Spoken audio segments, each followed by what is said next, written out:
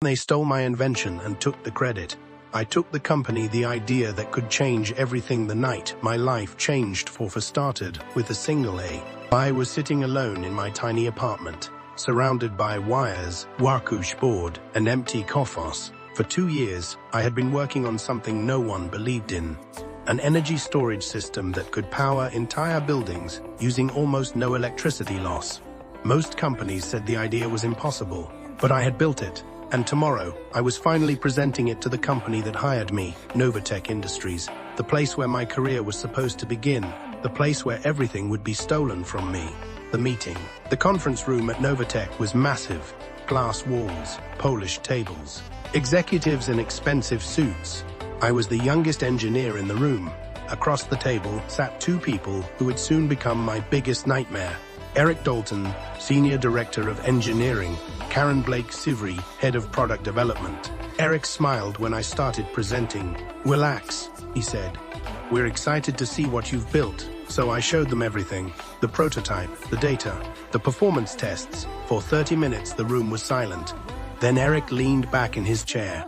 "This could change the entire industry," Karen nodded. "Leave the prototype with us," she said. "We'll run internal tests." I felt proud walking out of that room. For the first time in my life, someone believed in my work at least. That's what I thought. The Betrayal. 3 months later, Novatech announced a revolutionary product. A brand new energy storage system. The design, the performance numbers. The technology, it was exactly my invention. Except the announcement said something different. The product was developed by Eric Dalton and Karen Blake. My name wasn't mentioned once. I rushed to Eric's office immediately. "You stole my invention," I said. Eric didn't even look surprised. He leaned back in his chair calmly. "You're a junior engineer," he said. "No one will believe you." Karen crossed her arms. "The company owns everything you develop." My chest felt like it was on fire. "That system is mine."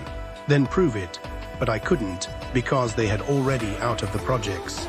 A week, I was fired. Losing everything. The news spread fast. Novatech exploded across IT world. Investors loved it. Media praised Eric and Shuneri innovators.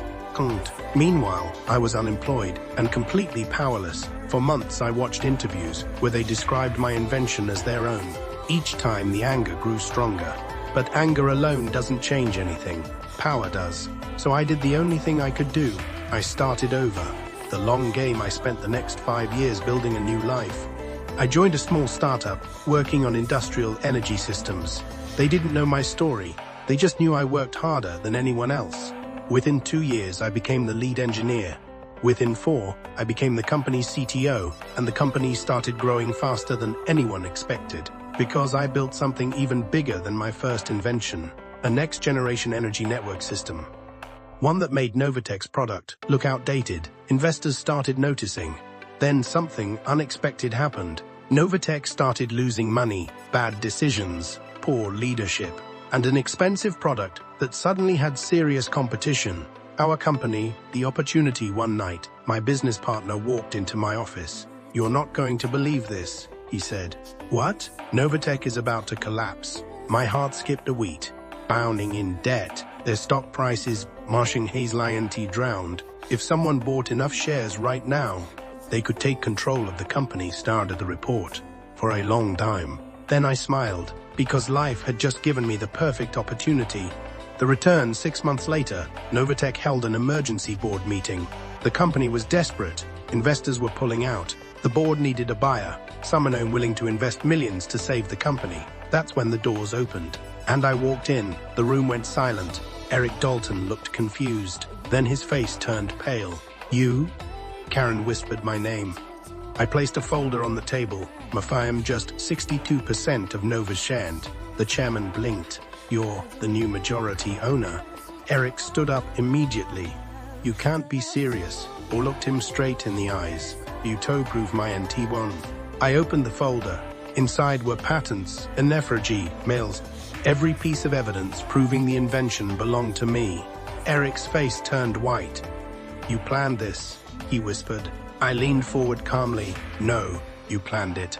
The day you stole my work. The perfect revenge. Within weeks, everything changed. Internal investigations exposed the truth. Eric and Karen were fired immediately. Their reputations collapsed overnight. But that wasn't the best part, because Novatech's biggest announcement came 1 month later. The company revealed a new leadership team and a new CEO. May, during the press conference, a journalist asked the question everyone wanted answered. Why did you buy Novatech after what happened to you? I smiled slightly. Because the technology they built their success on. I paused. T-wine, the room went silent. Now the company is 2 years ago, the solution for CT form fry. They took the credit, they destroyed my career, but in the end, didn't, as kept C2. I took the company. Kept you on the edge of your seat. Make sure you hit the like button and subscribe to the channel so you never miss another powerful story of Betrayal. On the notification bell because the next story might be even more shocking. In the comments, what would you do if someone stole your envy? Your answer might just inspire the next story on this channel.